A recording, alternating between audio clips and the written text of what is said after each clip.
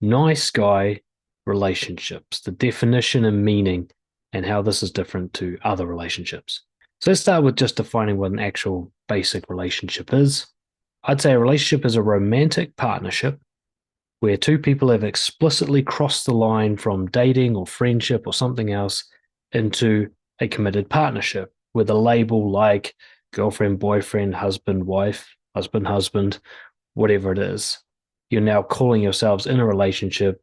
It's got a romantic sexual theme to the connection, and there is boundaries around the level of commitment and loyalty that is expected of each other. That might seem really obvious, but it's amazing to me how often people confuse this with attraction and connection, which I've done previous content about before. They think that if I'm dating someone and we really like each other, that's the same thing as being in a relationship. And yet, if you haven't explicitly crossed that line, then you just have attraction and maybe a connection. You might think because you get along really well with someone that you have some sort of ongoing relationship with them. But if you haven't sat down and talked about what is this relationship and what are the boundaries, then you're still just in a connection. So relationships are really the introduction of boundaries to a long-term connection, to a repeat connection with somebody you see often or have contact with often, regularly. The relationship element is just the boundaries and the rules around how you're going to engage with each other. And the issue for nice guys is that these boundaries are rarely well defined. It's often very poorly defined. There's very few of them. A nice guy can easily be in what he thinks is a relationship for many years, and not once have they actually sat down and talked about what it means to be in a relationship and what the rules and expectations are. It's all just implied and hoped for. Now, relationships obviously exist on a sliding scale from really healthy and helpful all the way down to horribly abusive. And boundaries, with how well they're maintained and defined, how well boundary breaches are confronted and dealt with, that generally decides where the relationship sits on the healthy to abusive scale. So often I'm working with nice guys who have been divorced or had disastrous relationships, and they're trying to figure out why. And the first thing we go to is, well, let's have a look at the boundary setting. Let's have a look at the relationship. And what we'll see is a high correlation between what felt like an abusive relationship and poor boundary setting and boundary enforcement.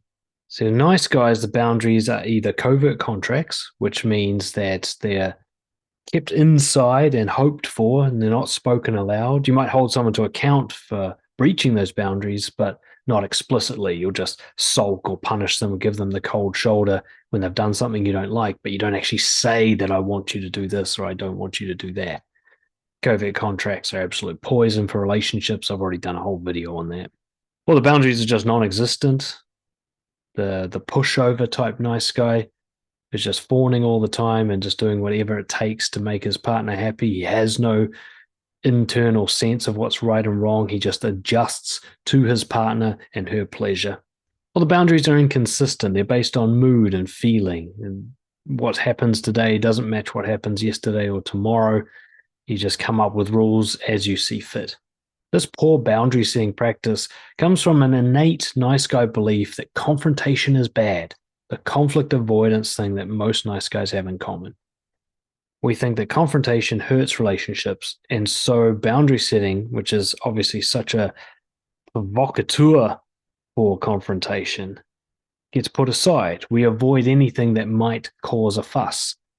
And so we don't ask for what we want and say what we don't want and define terms for how someone must interact with us and define what respect means. We avoid all that because there's so much potential confrontation there. One of the biggest epiphanies I ever had in my life that really helped my nice guy recovery accelerate was understanding that confrontations are good for relationships, necessary, actually. And that an absence of confrontation doesn't mean that you've got a good relationship, quite the opposite. If you've got nothing but pleasure and agreement all the time in your relationship, you're doomed. Doomed. Won't be tomorrow, maybe not next month, but give it a few years and it's all over. And this is because nice guys confuse confrontation with conflict. We think that standing up for yourself and asking for what you want and setting terms about how someone can and cannot behave if they hope to be in a relationship with you we think that that's a harmful thing to do that always comes with conflict. It always comes with emotional drama and escalating tensions and shouting and whatever else we experienced in our childhood when we tried to stand up for ourselves. But it's important that we separate these two. Confrontation is asserting a boundary. A conflict is a bad reaction to that.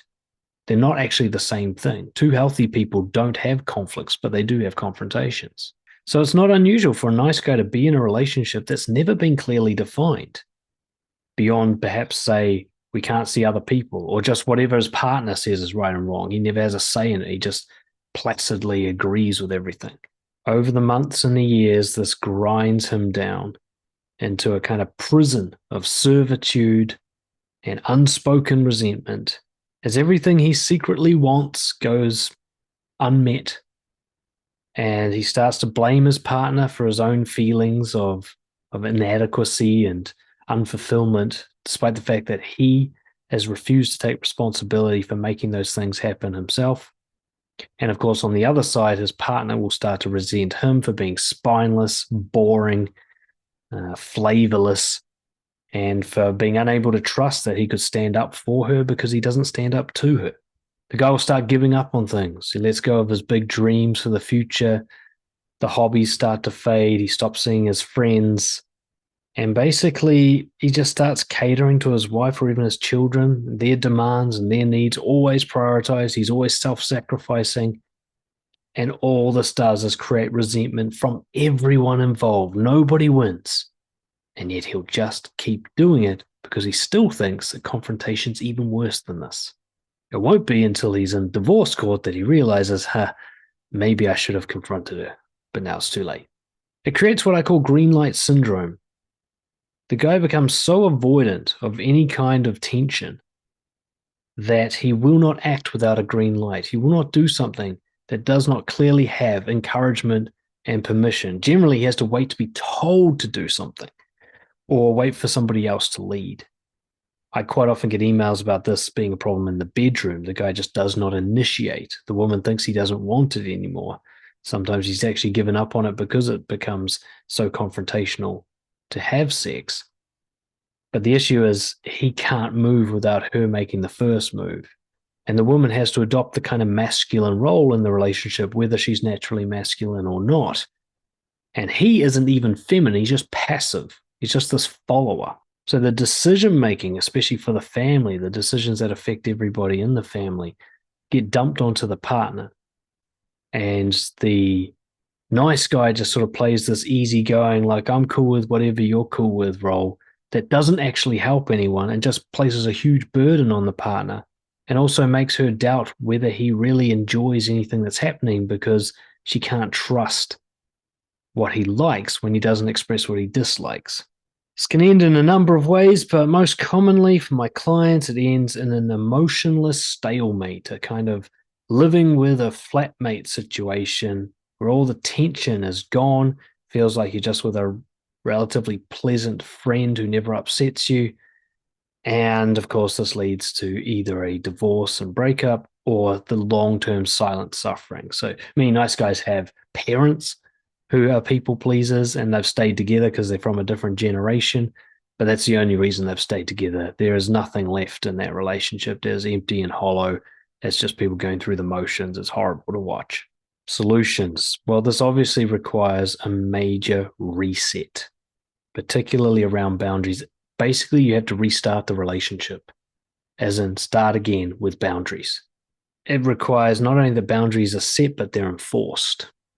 And I've talked about this in other pieces of content. It isn't just saying what you want and don't want, what you expect, but actually behaving to make that happen, to stand up and make changes when those boundaries are breached. And this is it's a huge paradigm shift for nice guys, and they don't realize that it's actually attractive and it's going to bring the spark back into their relationship. But they are going to have arguments. They are going to have confrontations. The emotional range is going to get bigger. There's going to be more anger. There's going to be more upset, more disappointment, more confusion. All that stuff you've been avoiding, there's going to be more of. But there's also going to be more happiness, more love, more sexual thrill. It's a package deal to have a healthy relationship. Both partners need to buy in on the reset, because the fact is, anybody who stays with a nice guy and allows him to keep being this way is implicitly involved. They're co-conspirators in this disaster. So the partner has to pull her weight as well. And odds are she's got some shit on her side that's not so healthy. In fact, that's guaranteed. So both of them have to commit to commitment. They have to commit to new boundaries being set. Not only does this guy have to push himself to be more assertive and more honest, the wife will usually have to push herself to be safer to be assertive with and be more accepting and loving when honesty comes out and not to punish it. So think about inserting massive honesty, massive assertiveness, and massive curiosity about your partner. An injection of those three can turn around a nice guy relationship. Now, I help a lot of people with this. So if you and your partner want to get together for a conversation, get in touch, Dan@brojo.org, and we'll talk it through.